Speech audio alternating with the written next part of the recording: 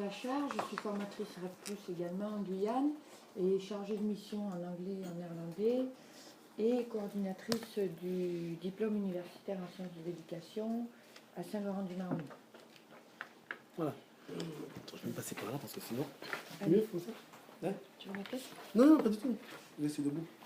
Voilà, alors, tout d'abord, pendant 10 minutes, je vais essayer, je dis bien essayer. Si je parle trop, on va arrêter. Essayez de vous présenter, bonsoir.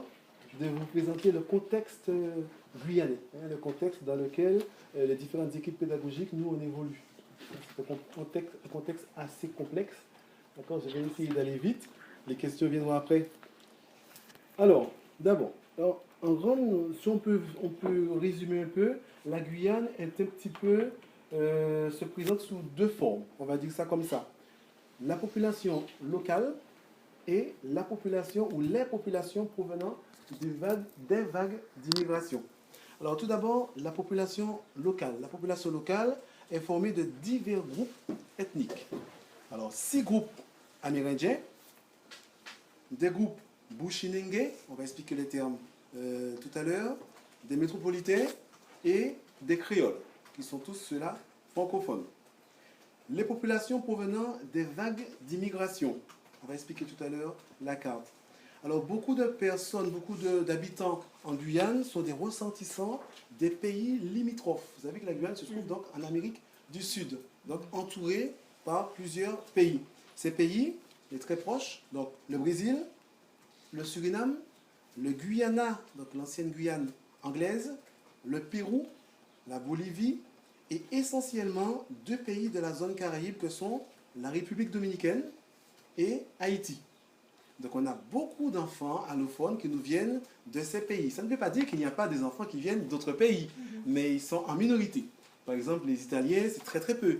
C'est juste parce que leurs parents sont là par contrat. Les Russes aussi. C'est vraiment très très peu. Et puis, dernièrement, j'ai appris au fait une petite vague de Coréens. Et plutôt la Corée du Nord. On ne sait pas comment, je ne pourrais pas vous expliquer. On va approfondir après. Alors bien sûr, il va sans dire que ces groupes, les enfants de ces groupes qui sont scolarisés, exception faite bien sûr des enfants, des élèves francophones, sont confrontés à un enseignement qui n'est pas dispensé dans leur langue maternelle.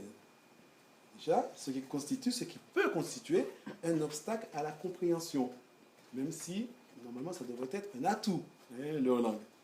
Alors évidemment, pour contrer cet obstacle, un dispositif a été créé, donc celui des intervenants en langue maternelle, les ILM. Alors les ILM, ce sont des enseignants qui sont recrutés parmi les autochtones, donc les natifs même des langues locales qui ont été mentionnées. Je prends un exemple, un Bushinengue, un habitant du fleuve, de Maripasoula par exemple, il sera recruté, donc il sera intervenant dans sa propre langue maternelle auprès des élèves qu'il aura pour pouvoir amener ces élèves à maîtriser la langue française. Mais il sera pris, bien entendu, dans sa culture à lui. C'est beaucoup plus simple, c'est beaucoup plus logique. Alors ce dispositif des ILM ne concerne donc que les langues amérindiennes et les langues bushinengue. Et exceptionnellement, le portugais du Brésil, parce qu'on a une très très forte vague de Brésiliens. Donc le ministère a créé un poste ou des postes d'intervenants en langue maternelle portugais. Alors, rapidement, lors du mouvement social, mais on va en revenir plus en détail après, il avait été demandé que le nombre d'ILM soit significativement augmenté. En ce moment, nous en avons 40 sur tout le territoire. On en avait demandé 400. Ah oui. C'est pas beaucoup. Comme vous comprendrez après, c'est pas beaucoup. D'accord? Bien entendu, on va le voir plus tard, on n'a pas obtenu 400, mais simplement le double. Voilà. Alors rapidement, parce que je pense qu'on n'a pas trop de temps déjà, n'est-ce pas? Voilà, on va un petit peu parler en détail des différents groupes ethniques. Alors d'abord, les langues amérindiennes. Les langues amérindiennes, il y en a 6. On a dit. Alors, Arawak, je ne sais pas si vous voyez. C'est en bleu. En bleu. Plus bas, plus bas. En bleu. Non, enfin, ouais, dans la légende, c'est là. Arawak, donc il se trouve un petit peu ici. Les Arawak. Il y en a aussi un peu là-bas. C'est un petit peu disséminé. Donc les Arawak, ou on dit aussi les Lokono, c'est leur nom. Et puis, émérillon ou bien les Teko. C'est pareil, émérillon ou Teko. Émérillon ou Teko, on les voit où? On les voit où? On les voit pas. On les voit pas. Ils sont ici, plutôt qu'à Moupi. Ils sont pas très... Ce sont les Teko. Ensuite, les Kalinia, qui sont plutôt au nord, ici. Et puis, les Palikours, plutôt dans le sud.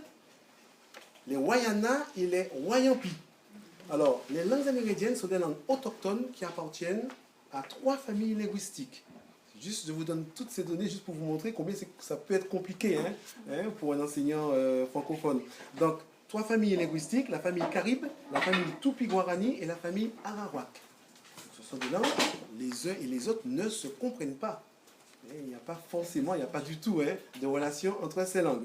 Et elles sont parlées par moins de 5% de la population guyanaise. Mais c'est beaucoup. C'est beaucoup parce que la population guyanaise n'est pas si nombreuse que ça. 5%, c'est déjà beaucoup. Alors, ensuite, le Teko est une langue particulière. C'est la seule langue amérindienne qui est parlée en Guyane.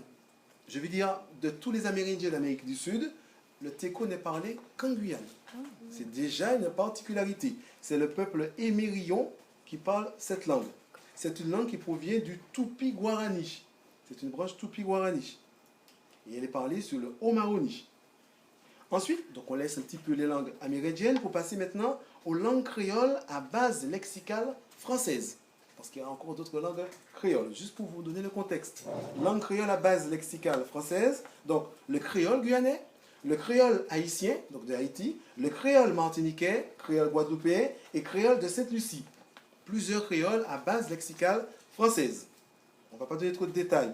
On passe au créole à base lexicale anglaise. Celles-là. Elles sont au nombre de 4. On a donc le Aluku, le Njuka, le Paramaka et le Sranotongo. Ce sont des créoles, mais à base lexicale anglaise. Alors quand on dit anglais, ça veut dire anglais, ça peut être anglais et anglais hollandais, mais un petit peu plus quand même à base lexicale anglaise.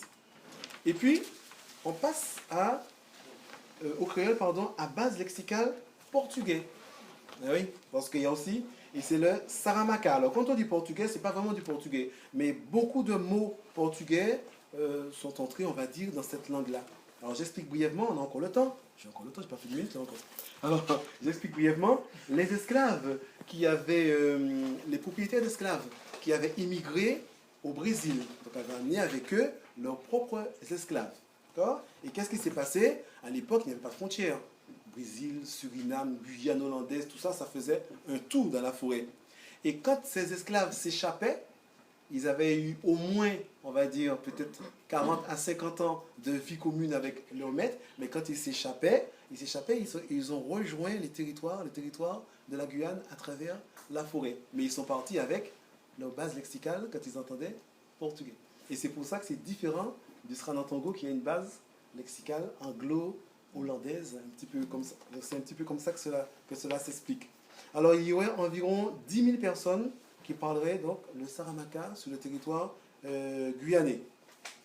À côté de ça, on a les langues européennes, parce que ce n'est pas tout, ce n'est pas seulement les langues des autochtones, il faut aussi les langues des étrangers. Donc, le portugais, l'espagnol, le néerlandais, qui est parlé au Suriname, voilà. Donc, portugais, espagnol, néerlandais, de façon générale, et ces pays sont donc Saint-Domingue, Colombie, Pérou, Suriname, Guyana, et d'autres pays également de l'Europe. Et puis, en dernier, on a les langues asiatiques, en particulier le Hmong, parlé par les Laotiens, qui viennent du Laos, et puis le chinois, parlé par la vague d'immigration chinoise. Je vais donner quelques détails, il faudrait entrer plus en profondeur. Donc voilà le contexte linguistique dans lequel nous évoluons, nous, les enseignants de la Guyane. Et c'est une partie de plaisir. Voilà, alors voici un peu la carte. Je ne sais pas si tu voulais ajouter quelque chose pour montrer un petit peu. C'est la carte un peu linguistique de la Guyane ici. Donc il faut bien la connaître pour pouvoir s'y retrouver. Mais d'une façon générale, quand on y vit, on sait un petit peu où on parle telle langue, qu'est-ce qui s'y fait, quel est le peuple en particulier que l'on retrouve par la suite, et puis de quelle langue il s'agit. Donc, voilà, un petit peu, c'est vraiment court. Maintenant à toi. Donc je continue. Donc, récemment, je suppose que vous avez entendu parler des mouvements qu'on a connus en Guyane. On a appelé un petit peu le printemps guyanais. Ça a mis un petit peu en lumière les spécificités de la Guyane. Donc il y avait de nombreuses revendications et notamment dans l'éducation, la construction de 10 collèges et 6 lycées ou quelque chose comme ça, on est très en retard à ce niveau-là, mais aussi des revendications concernant les langues, la reconnaissance de toutes les langues maternelles, parce que les langues amérindiennes et les langues marronnes, enfin c'est des noirs marrons, bushinengue qu'on appelle aussi parfois, ne sont pas reconnues au même titre que le créole. C'est-à-dire qu'on ne peut pas passer à une CAPES de Djouka comme on peut passer à une CAPES de créole, par exemple. Donc ça fait longtemps que la Guyane demande cette reconnaissance. On n'y est pas encore. Et puis, en effet, lors de ces mouvements, ils ont demandé à ce qu'on augmente le nombre d'intervenants en langue maternelle à 400.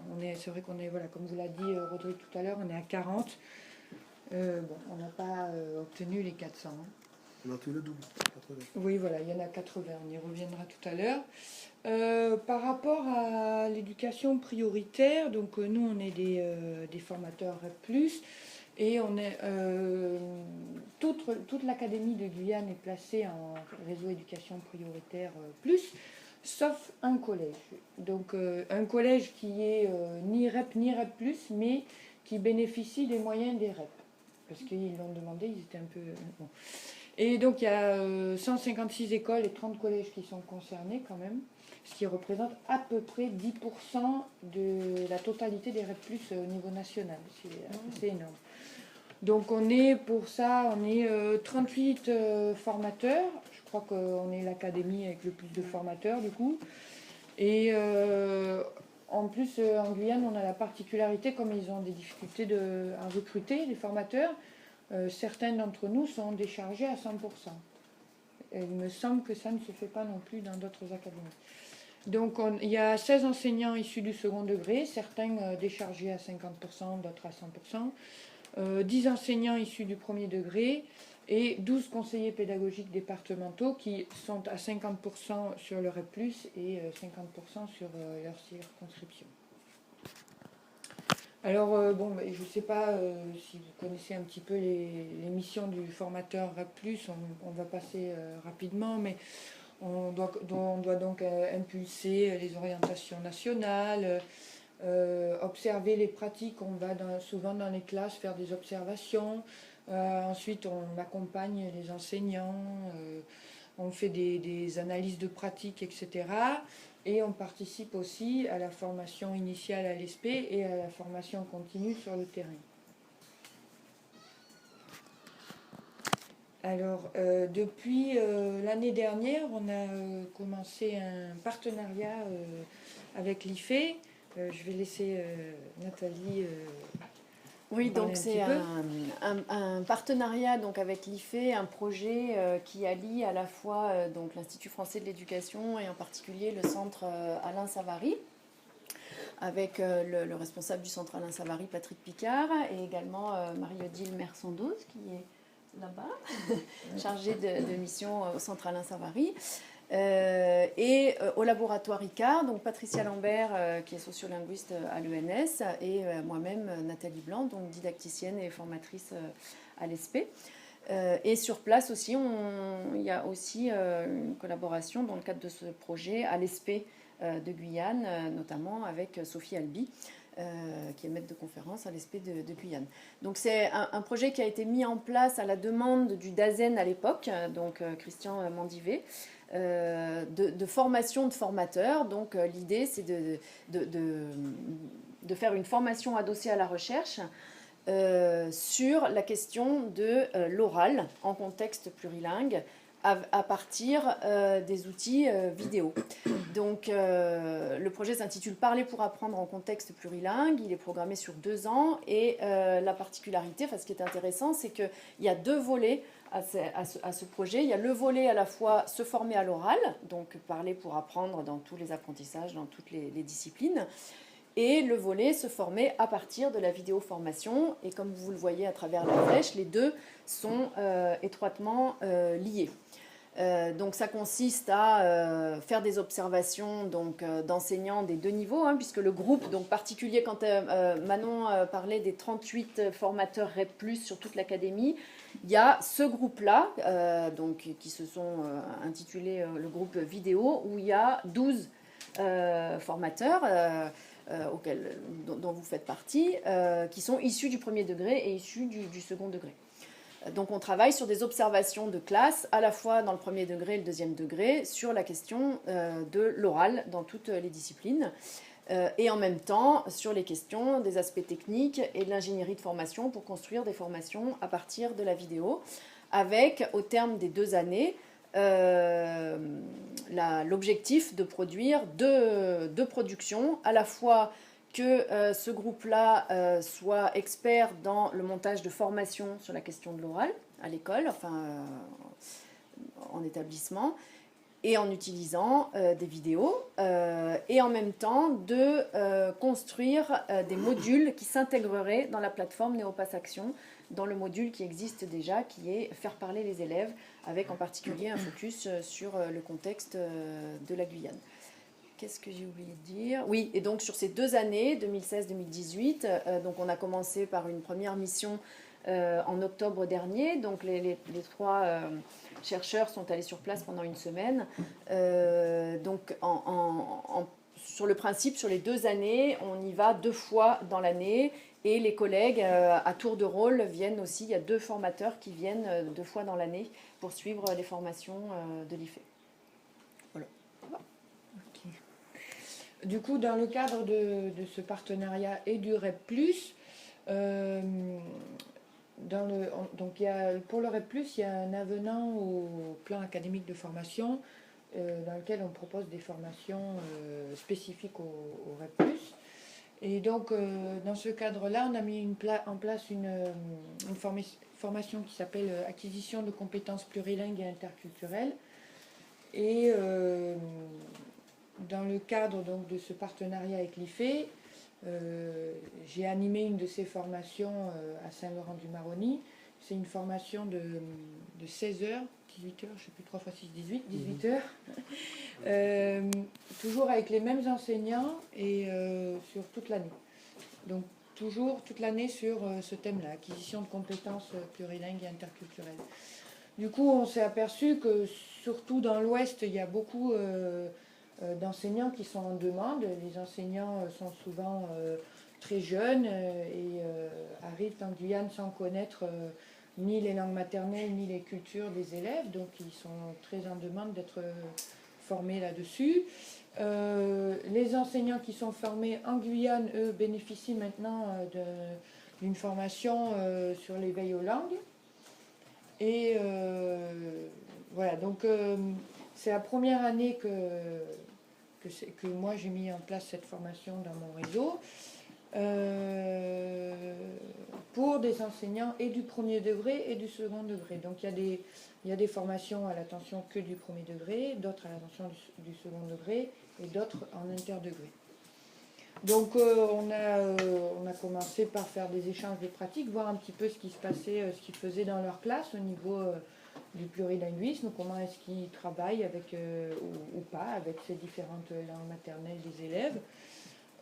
J'ai pu aller les voir dans leur classe à plusieurs reprises, puis il y a eu une relation un peu de confiance, donc ils m'ont autorisé à aller les filmer. Ces vidéos, on les a analysées après en formation. On a vu comment on pouvait didactiser ces alternances codiques utilisées en classe.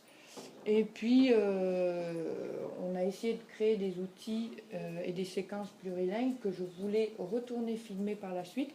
Sauf qu'avec les grèves, on a eu du coup un problème de planning et je ne suis pas sûre d'y parvenir cette année.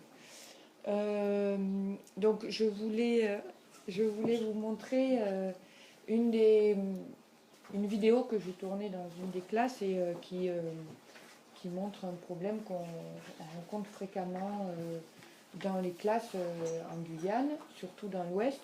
Il faut savoir que là, j'ai filmé dans une petite école presque, c'est dans l'ouest, et c'est un des derniers villages accessibles par la route. Il y a 90%, voire plus, 95% même, d'enfants d'origine noire-marronne, et dont la langue maternelle n'est pas le français. Donc c'est une classe de CP-CE1 avec un professeur qui est T1. Et voilà, c'était au mois de février. Voilà. Je vais vous montrer ça. Février. Février, ouais. Tu veux? Ouais. Bien, on va se chanter juste 2 fois le chant des jours de la semaine. Mathis, tu te tournes vers moi. Et dans mon sens. 1, 2.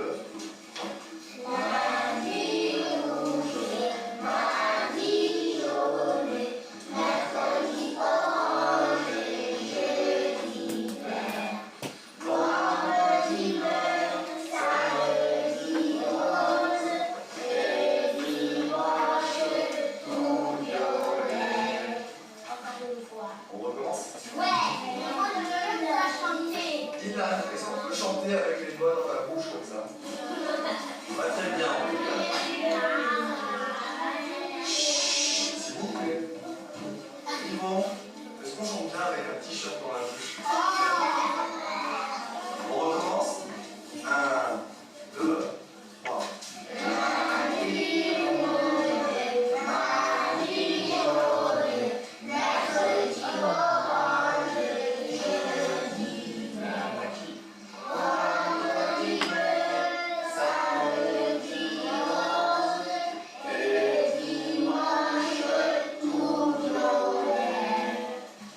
Ok, je vois que Rodrigue ne chante pas avec nous.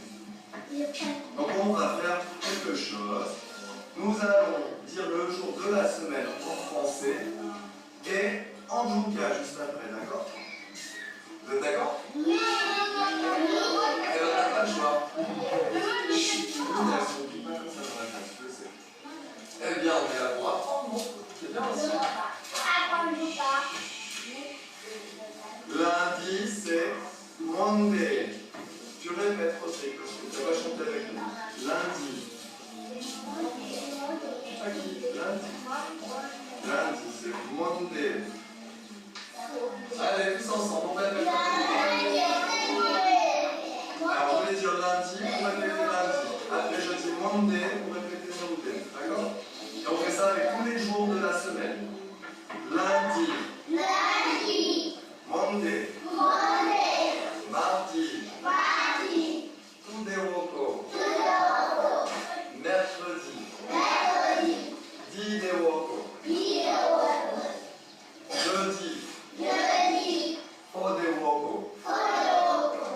Vendredi. Veda. Samedi. Sasa. Et dimanche. Sunday. Ok? Arrête. Tu ne réagis pas comme ça. Pourquoi on ne peut pas dire que c'est trop nul? À votre avis, pourquoi on ne peut pas déclarer que de parler dans notre langue, c'est nul? Parce que ça n'est pas respectueux, ça n'est pas très gentil de dire ça. Tu as le droit de ne pas aimer, c'est une chose, mais de juger que c'est nul, c'est pas super nul. Alors Younes, tu te redresses, c'est pas grave, et on va continuer la journée, d'accord? Younes. Eh, ça faisait longtemps que tu m'avais pas fait ça, toi. Allez, on continue.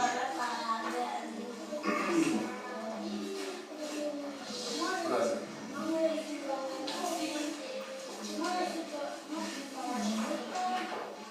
Et alors, tu parlais anglais avant de prendre des cours d'anglais, Younes, avec nous?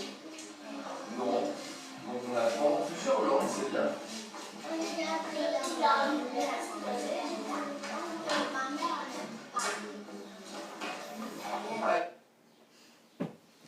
Voilà, donc on a travaillé à partir de cette vidéo avec tous les enseignants, et c'était très intéressant parce que en fait ils sont tous confrontés à ce genre de petits conflits finalement en classe, Et ensemble, on a essayé de trouver des pistes de remédiation, etc. Donc,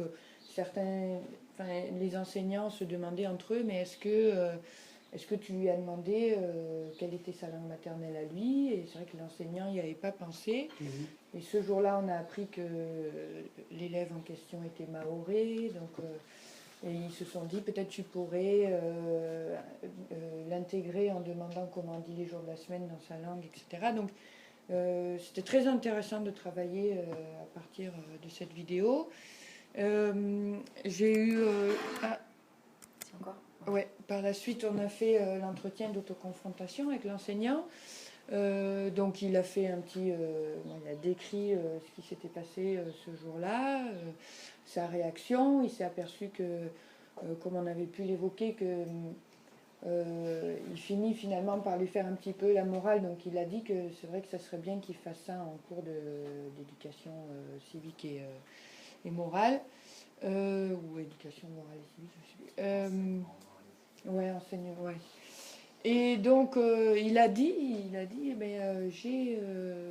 j'ai trouvé comment on dit ça en mahorais, et donc j'ai dit, mais alors comment as-tu trouvé comment on disait ça en mahorais? Est-ce que tu as demandé à l'élève? Non, j'ai demandé à des amis. Donc il a demandé à des amis comment on disait les jours de la semaine en mahorais. Sauf qu'à Mayotte, c'est un peu la même problématique qu'en Guyane. Et il y a plusieurs langues et on ne sait pas si c'est la langue maternelle de l'élève. Donc, ceci dit, l'élève en question est beaucoup plus... il a accepté maintenant et il a été... enfin voilà, il est très content de participer, mais ça a permis à tout le monde également de voir que c'était... il n'y a qu'un enseignant qui n'a pas rencontré ce type de problème, et c'est parce que dès le début de l'année, il a fait un contrat avec ses élèves, il leur a expliqué qu'ils allaient faire de l'éveil aux langues, etc. Et du coup, voilà, à travers de ce genre de réflexion en groupe avec les enseignants, on arrive à avancer un petit peu. Donc en Guyane, il y a également d'autres dispositifs liés au plurilinguisme. Il y a de plus en plus d'éveil aux langues qui se pratiquent dans les classes, notamment dans le premier degré, dans le second degré encore un peu moins. Dans le second degré, on n'a pas la chance d'avoir des intervenants en langue maternelle, mais les AED sont souvent appelés pour intervenir, soit faire du co-enseignement avec les enseignants, soit faire des petits groupes, des petits ateliers où ils travaillent sur la langue maternelle. Il y a aussi pas mal d'UPE2A en Guyane. Dans le second degré, il y en a aussi dans le premier degré, mais je n'ai pas les chiffres. Les UPE2A, il y en a 17, UPE2A NSA, il y en a 16, et environ 300 élèves viennent de passer le DELF ce mois-ci. Et rapidement, je voulais également parler du concours Kamishibai du Lala. On a une collègue de Cayenne qui travaille dans une école primaire à Cayenne, et elle a gagné le concours Kamishibai du Lala, elle a gagné le prix coup de cœur. C'est Marie-Pascale Schoen avec ses élèves du PE2A, donc elle s'est rendue ce mois-ci, pareil, à Paris pour recevoir son prix, donc c'était quand même sympa. Pour ceux qui ne connaissent pas du Lala, une association d'une langue à l'autre, qui est située à Montreuil, donc dans la région parisienne, et pour la formation au plurilinguisme à la fois des familles et des professionnels. Ils viennent de lancer le nouveau concours. Oui, j'ai vu ça. Il y a également des enseignants de l'académie qui sont très actifs pour créer des albums plurilingues, comme le fait Rodrigue. Tu veux en parler rapidement? Oui, brièvement. Alors en fait, c'est un album de jeunesse en 4 langues, mais qui aurait bien pu être également traduit dans les langues des autochtones, hein, c'est-à-dire amérindien, Ndjuka, Bushinengue. Et en fait, pour la partie langue orale, donc français, l'enseignant a tout le choix, le libre choix, de se baser sur le CECRL, le CE-CRL, pour les différentes compétences linguistiques, et faire acquérir ces compétences linguistiques à ses élèves. Pourquoi? Parce que l'album a été créé sur la base de je me présente, je présente l'autre, exactement sous les modalités du CE-CRL en français. Mais pareil en portugais, en espagnol et en anglais. Donc, tant dans les langues étrangères qu'en français, il y a une batterie, on peut dire, d'exercices manuels en particulier à faire aux élèves pour leur faire acquérir des compétences en langue vivante étrangère, mais également dans la langue orale. Donc, c'est véritablement un album, je vais dire, interactif, j'aime bien ce mot, interactif, et surtout très ludique, avec une chanson, enfin, les 4 chansons dans les 4 langues, etc. Alors, j'ai écrit également dedans la planche, comment ça s'appelle?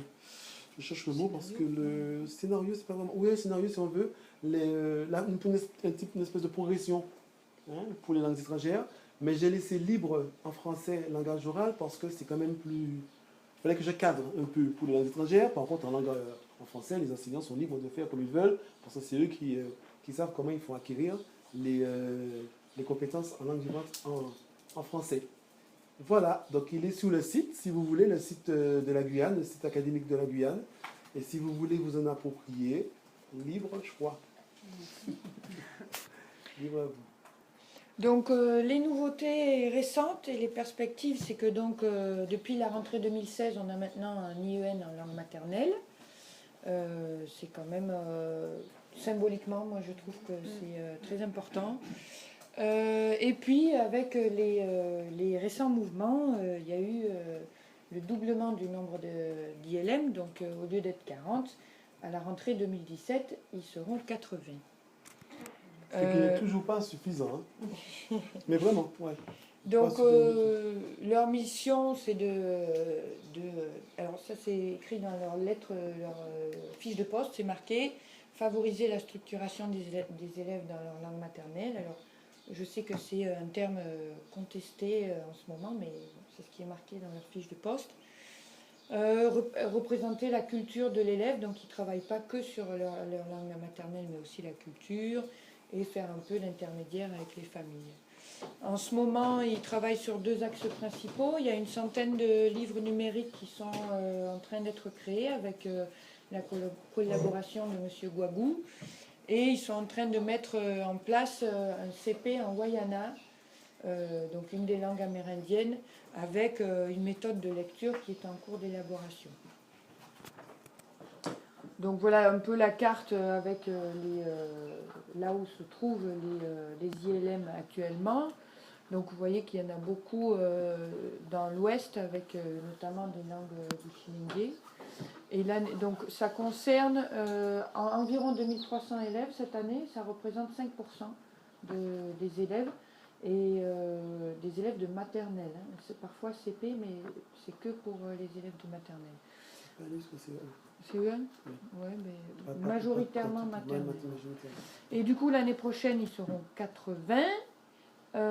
Donc, il y en a il y en aura dans des écoles qui n'en ont jamais bénéficié. Et il y aura des ILM supplémentaires dans d'autres écoles où il y en avait déjà. Ça va concerner du coup à peu près 10% des élèves. Donc ça, c'est quelques photos d'une classe d'un ILM. On voit bien qu'il y a un grand apport culturel aussi avec les objets de la vie quotidienne. Et parce que la culture, les traditions se perdent. Et donc il y a l'art, il y a même des instruments, etc. Donc ça, c'est une classe qui se trouve à Apatou. Alors on a quand même quelques inquiétudes dans l'académie, puisque donc 40 ILM supplémentaires, il faut les trouver entre maintenant et septembre, voire avant. Il faut les former, puisque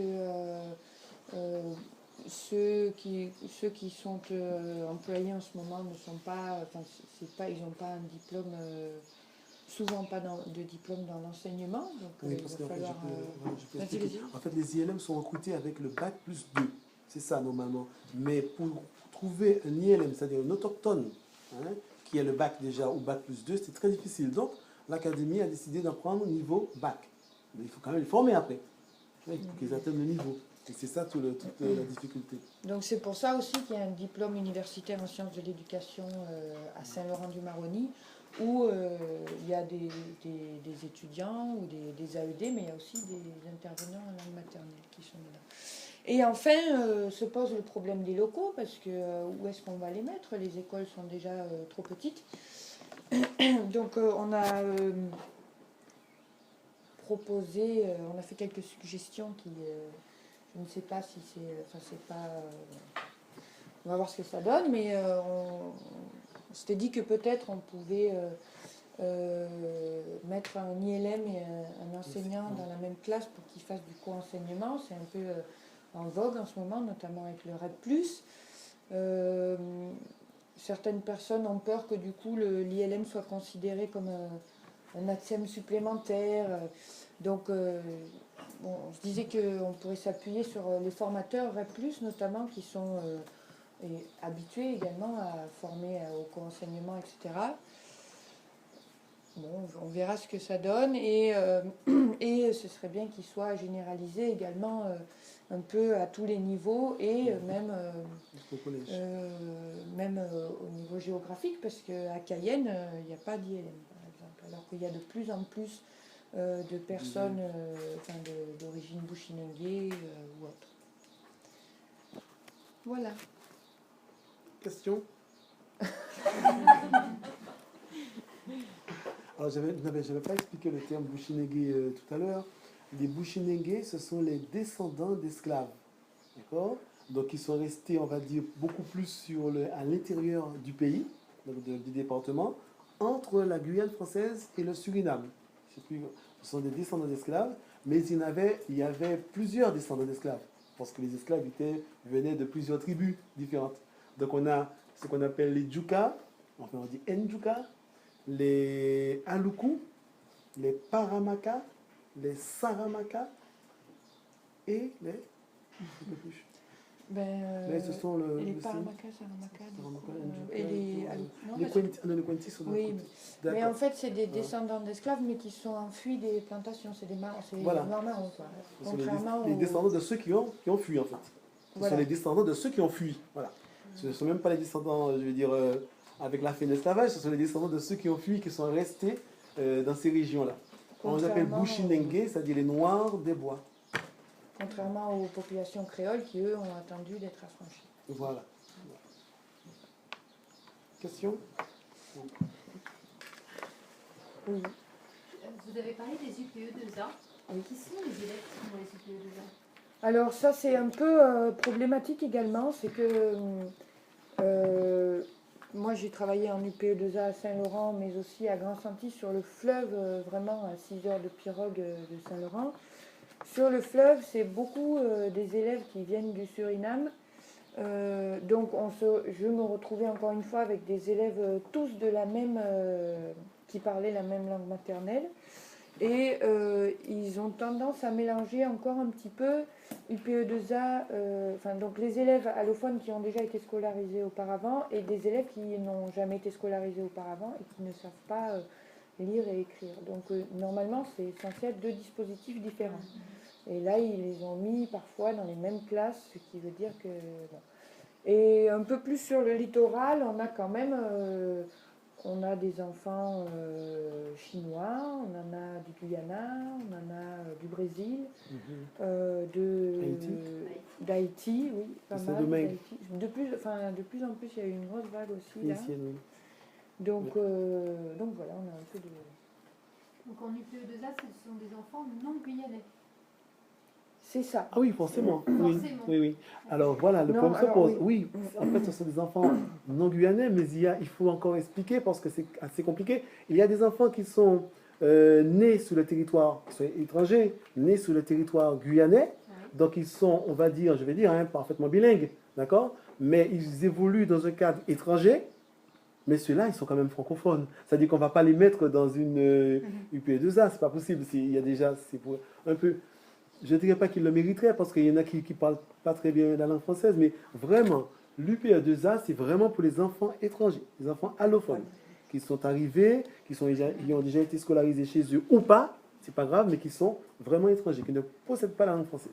Mais dans les sites beaucoup. isolés, c'est compliqué, puisqu'il Oui. n'y a pas beaucoup Il est pas En éduqué, fait, par exemple, le Grand Santi, le long du fleuve Maroni, pour nous, le Maroni, c'est pas une frontière, en fait. C'est une autoroute.